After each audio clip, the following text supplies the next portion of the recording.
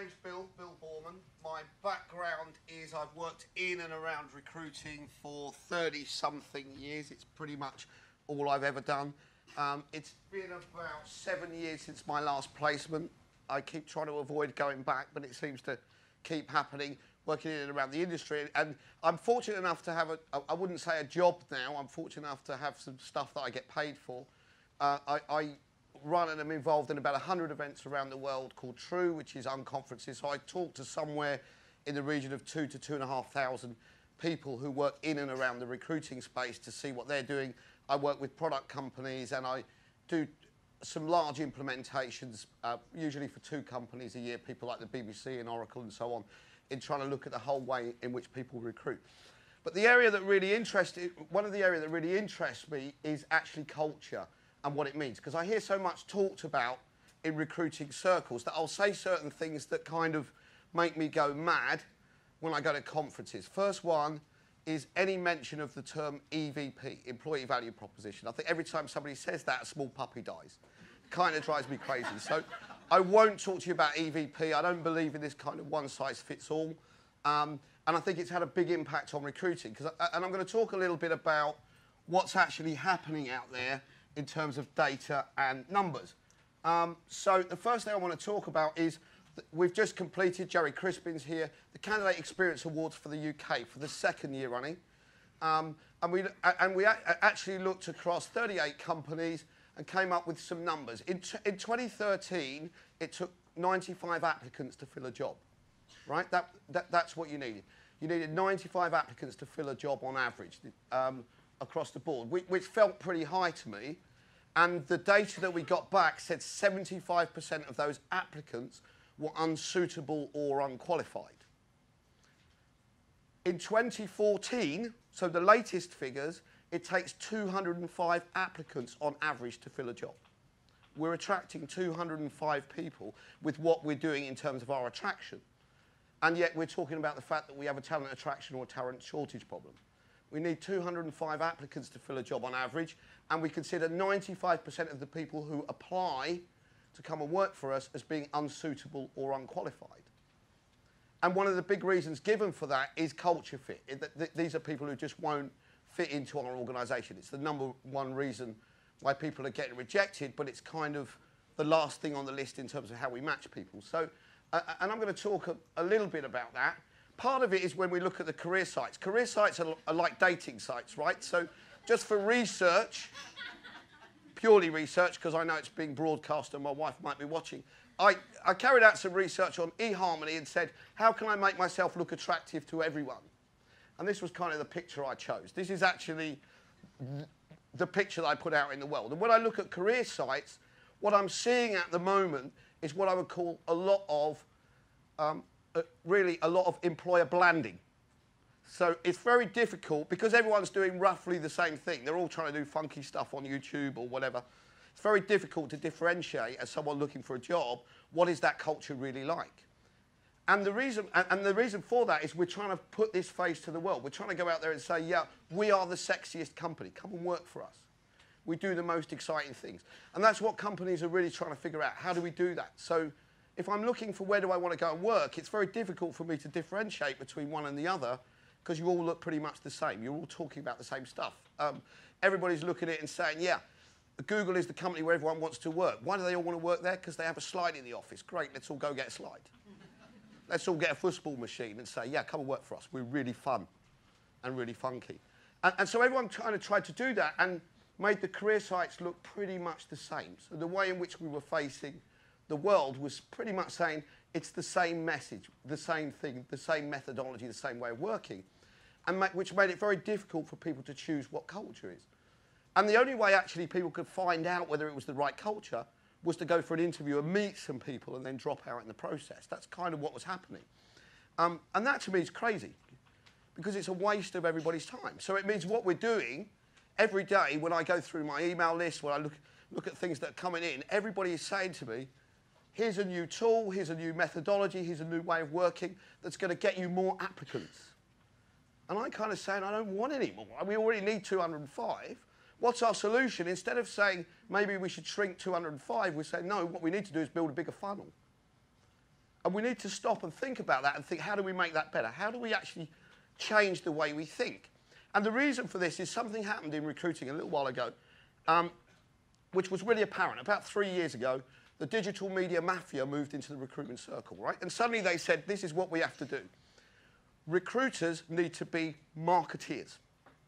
They need to learn to market, to make their jobs look attractive to people, make their companies look sexy, and do all this kind of stuff with mobile and big data and all the kind of stuff that we talk about. So we need to all make ourselves look attractive as employers. So we all went away and worked on that and worked on how we did that. We made it very difficult for the candidate to be able to make a choice. Actually, we're doing the wrong thing. What we should be concentrating on is how do we get people not to apply? Because this is our problem. We're getting too many people applying who are not the right people. So that's got to be a problem with our attraction. It's got to be the way we're telling the world what we are. Because they're turning up or we're looking at them and saying, wrong people. CV might look right, but wrong people when they come in the mix. So we have to think about that and say, actually, that's not me with the beer, by the way. This isn't a before and after picture. It's a friend of mine, Craig Fisher, but he makes me...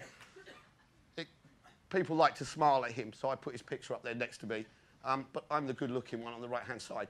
And when you look at that, this is kind of the reason I've done this is saying, right, this isn't the Brad Pitt, this is the real picture, this is what I am. And I think from a dating point of view, that's what you'd want to see. So from a career point of view, kind of what you have to do is say, how do we just show the world who we are? Because what we're actually trying to do is persuade people not to apply. We're actually going out there and saying, don't apply, because we're working towards a utopia of one applicant for one job, the right person applying for the right job, because we've reached them and encouraged them in the right way. Now, that might seem like a utopia, but I don't believe that's something we should not be striving to try and achieve. How do we get the right people to apply? What's wrong with the process in terms of the way that we work? Because career site, this is the reality. We should really be facing the world and saying, this is me. One of the things we need to do is say, right, if you're out there deciding who do you want to work for, who do you want to hear the message from? Number one, you don't want to hear it from a recruiter. Because guess what? They'll always tell you it's a great job. Their job is to close and put you in, right? Because when they're not being marketeers, they're being salespeople. I know this because I was one. So we look at it and say, how do we make it real life? How do we tell the real message? Well, if I'm a programmer, I want to talk to a programmer. If I work in audit, I want to talk to an auditor.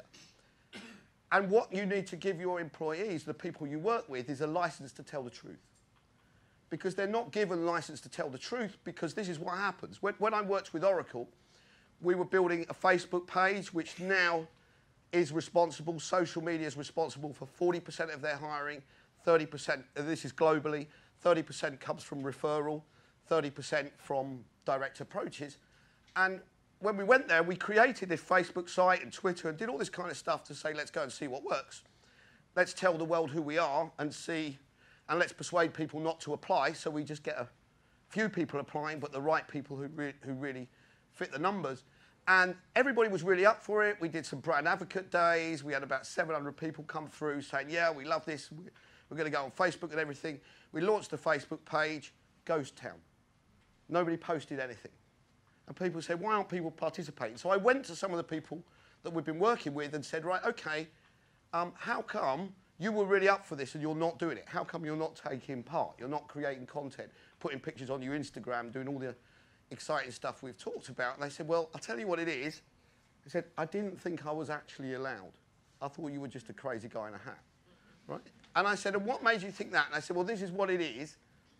When I joined the organisation, I went on an onboarding. I had an induction course. I had 3 days. And the first thing they did was brought me a manual and said, if you want to speak on behalf of the company, here's the brand rules.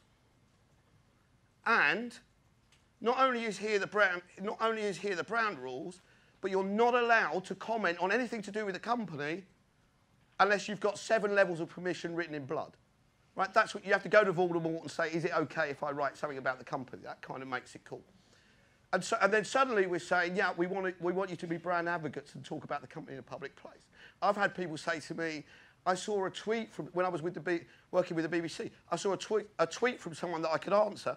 Am I allowed to answer that? Am I allowed to answer the question when they're saying what's going on here? Because I'm working in a marketing world, and marketing is about control of the brand. Social is not. It's about freedom of expression. Right? So the first thing you have to do if you want to do this stuff and create authentic content in the right places so that you're really telling people what your culture is number one, high-level permission. The higher you can get it, the better. So someone very public to come out and say, look, you guys are sensible. You know what you can talk about when you're talking about our culture. If somebody talks to you about the fact you don't want to do things like they were doing. One of the Big Four practices that I went to, they said, oh, we had to stop the interns tweeting at 9 o'clock at night, saying they were in the office. I said, oh, why did you have to stop that? They said, oh, people stopped applying because they didn't want to be working in the office at 9 o'clock at night. So don't you think that's quite a good thing for them to find out before they apply, before they invest time in the process? Don't you think it would be a novel idea to tell the truth? Wouldn't that be kind of cool? And the marketing department said, well, we do tell the truth, we just tell it in a different way. So we kind of have to think about that and say, how do we, if we want to actually find a real good business reason to do this, how do we actually show the reality and not the fiction? How do we change the career site? And that's the first thing. First of all, we've got to look at it and say, are recruiters marketeers? No, they're not. Because if recruiters are being marketeers, who's being the recruiters?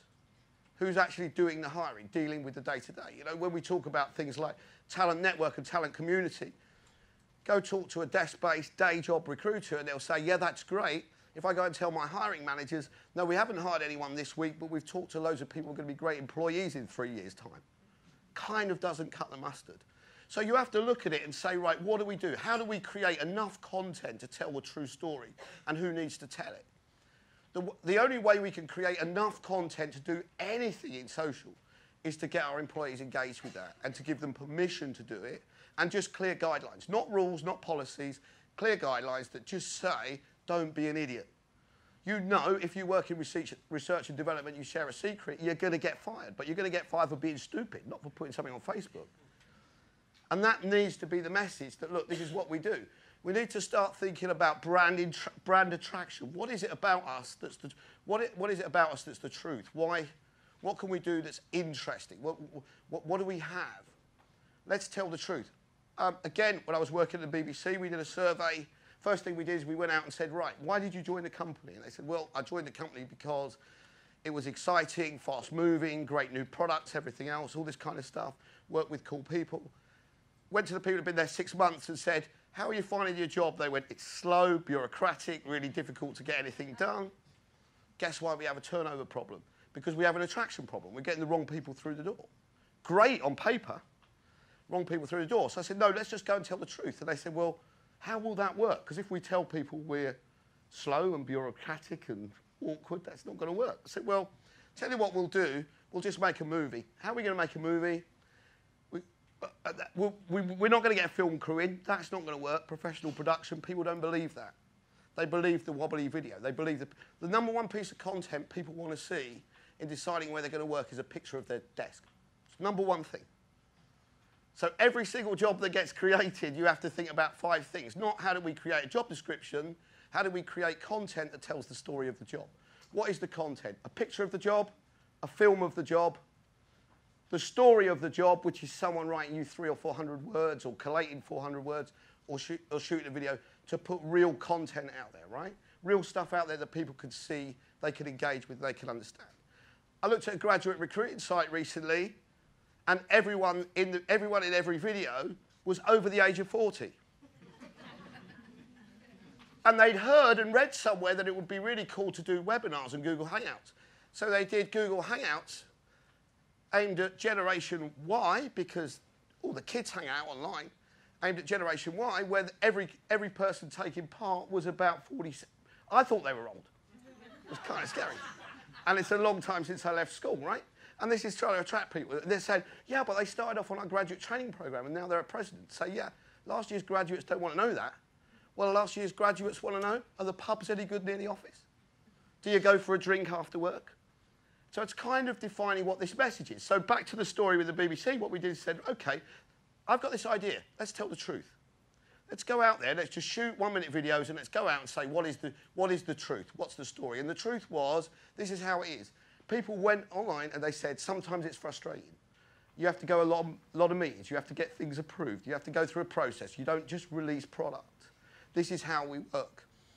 And we started to attract a whole different kind of candidate. And the kind of candidate that we suddenly attracted was we found a lot less people applying. The numbers were dropping right down.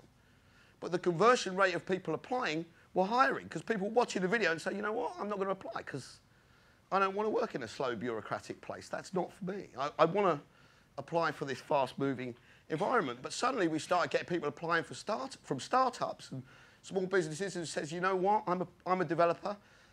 I have to push product out the door that I know doesn't work and it's got my name on it and I don't like that. I want to go somewhere where it's a bit slower, where I can take a bit more time over my work. So we found people who wanted that culture by telling the truth, right? So that starts by just saying, what is our culture? I define culture in two ways whenever I look at a company, because of a story. And the two cultures are, you're either a wine culture or a beer culture, right? Because I kind of understand, booze I understand, I'm okay on that. I do a lot of research on that and give you all kinds of data about what works best. And what I think, what I've seen is, I looked at two organisations. So Todd, who spoke earlier, we're writing a book called The Cult of Work. It's going to be an e-book, not a paper book, because paper books go out of date in about 30 seconds. So we went and had a look. I went and had a look, and I was lucky enough to go in organisations like Google for a couple of weeks and Facebook and so on and say, what is it that makes the culture? And when we did some work with an organisation called Rackspace, one of the things we did for the referrals, I do a lot of employee referral stuff, and one of the things we found was the best way we could reward people was not pay them any money for referrals, because they weren't into that. They were into social enjoyment, being together. So we offered beer, which was, you make a referral, we give you a T-shirt. The T-shirt says, certified Racker referrer, takes one to know one, right? That's the deal. And if you wear your T-shirt on a Friday, you get free beer. So everybody wears a referral T-shirt on a Friday, and they all get together and they drink beer together and have a great time. Then I went and had a look at an organisation called Tonic, which was based in San Francisco. And we went and saw them and we said, right, what's the issue? What's the issue you've got? And we told them and said, here's some of the schemes. Win beer for a year, do this stuff, it's really cool. They said, yeah, but we're not that kind of culture. We said, why is that? They said, well, this is how we hire people. I said, we used to attract people from, we were trying to get the same people as Facebook and Google and all that kind of thing, but they never wanted to come work for us, because they left university and they either wanted, and this is in San Francisco, so fiercely competitive, they either wanted a job at a Facebook, at a Google, or they started their own business, but they didn't want to come work for us.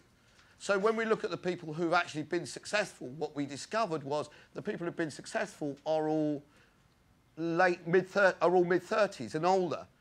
And they've come from a Facebook and Google. And why have they done that? And the way in which we attracted them was by putting the right content to people, by saying, OK, monitor Facebook, because this is what happens.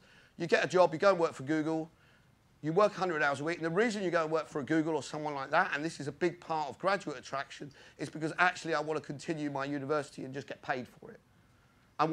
So you call it things like campus, and you do stuff like, and you have all the social clubs, and you have, and people who say, yeah, we've just got somebody made a video and they shot a fantastic quote for me, as they always do, I think, when you do the iPhone stuff and say, just say what you want. Let's not script it, let's not get you in the studio, just tell us what you like about it. They said, actually, I love my job because I go for a beer with my colleagues pretty much every night because I want to rather than I have to. That's great attraction. That really works, right? That works much more than saying, yeah, we'll train you and we've got a green policy and everything and we're a really cool company. That works much better when you get someone saying that stuff genuinely. And that's a beer culture, because I'm young, I'm not in any commitments yet, I actually still want to go for beers, hang about with people, do all that kind of thing. Then you look at it, so you start tracking these people and saying, what are they doing? And you track Facebook for changes. So as soon as they change their status from single to in a relationship, that's a massive commitment. That's a big deal. That means something's starting to happen in their life. It's time to start showing them some content about why you might not want to work 100 hours a week, why you might want to do something different. Then when they move to engaged or have married or have a baby, you start increasing the content flow. But the content flow is stuff like simple videos of somebody saying, I love my job because I get to put my kids to bed. It's that kind of stuff. It's that kind of thing about culture, because what they said is if we have a staff party, the employees think it's a punishment. If they have to go on a training course for the weekend, they really don't want to do that, because they don't want to be taken away from their kids in order to learn just in case in their job they might need to cross a swamp-infected water. They don't want to do that stuff. They're not into that, right? They're into how can you give a social time.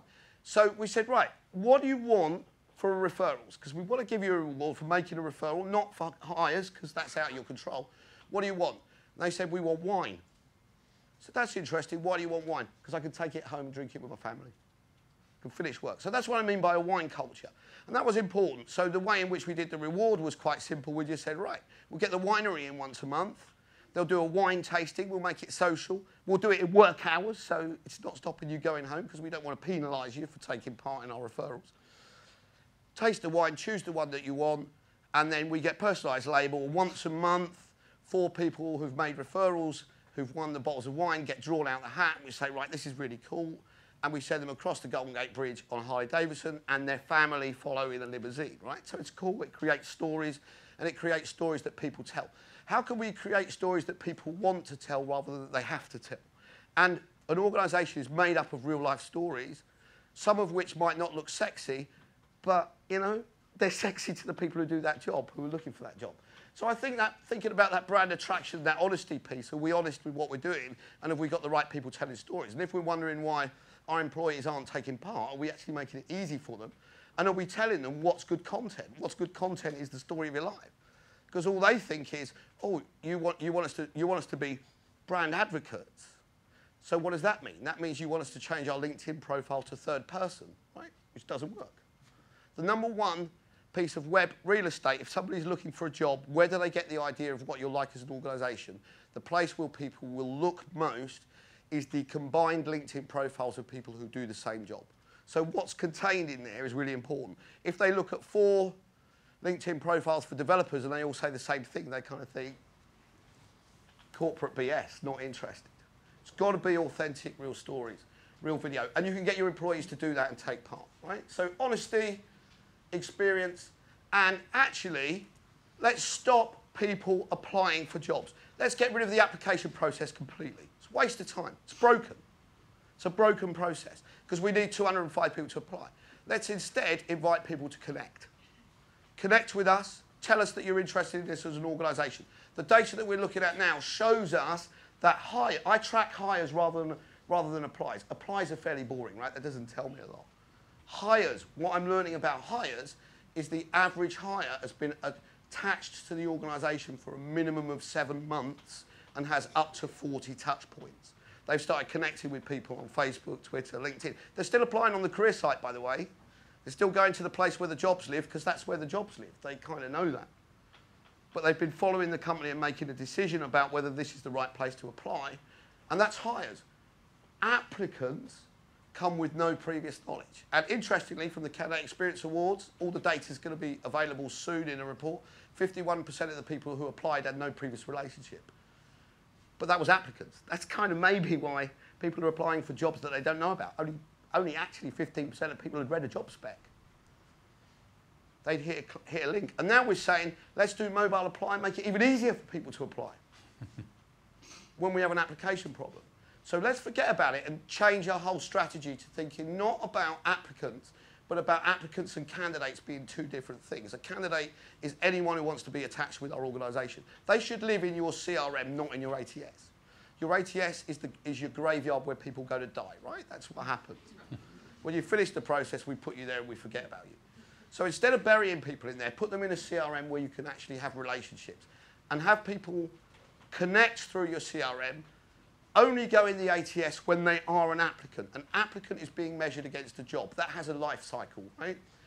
And a job should be run like a project. Project management, simple as that. What are the time, the resources, and the people we need to get this right? So get the apply bit right and make sure people are seeing your spec, because that's kind of what the problem is. You've got the 7 months, you've got engagement, video, and make sure it's peer-to-peer. Make sure the messaging is peer-to-peer. Recruiters stay out of it. The only time people ever want to talk to you is, how do I get employed? What's the process? Now I'm ready, tell me. Right? If I want to buy a house, if I might buy a house in the next 3 years, I don't want to go and get my information. I don't want to go in the estate agent every week and say, tell me about the area because I'm thinking about moving there in 2 years' time. You know, I'm going to start connecting with people, looking at what's going on, then I'm going to go in and do it. So CRM, ATS, CRM. That's kind of how I'm thinking right now. That should be a single data flow, but that's how it should be. Apply to your CRM, and just connect with you. Just say, I'm interested in your organisation. A drop-down menu of jobs on a career site for a candidate to decide whether they should apply or not is a disaster. Because you're asking candidates to make choices that they're not qualified to do. They're not recruiters. They don't know who's right. And they don't know enough about the organisation, plus your job spec looks pretty boring anyway. It's pretty dull. So actually just say, I'm interested. We can get enough data from other places to say, now we know who you are, get them to do a real simple assessment, something that takes a lot of the assessments we look at that are done at application take 2 or 3 minutes to complete. Very, very accurate rate. Get them to do assessments, get them to do stuff like that to say, this is me, this is the culture fit, because if I can get your culture fit, if I can match you to culture first, and I can look at your experience, then I can say, here's this one job.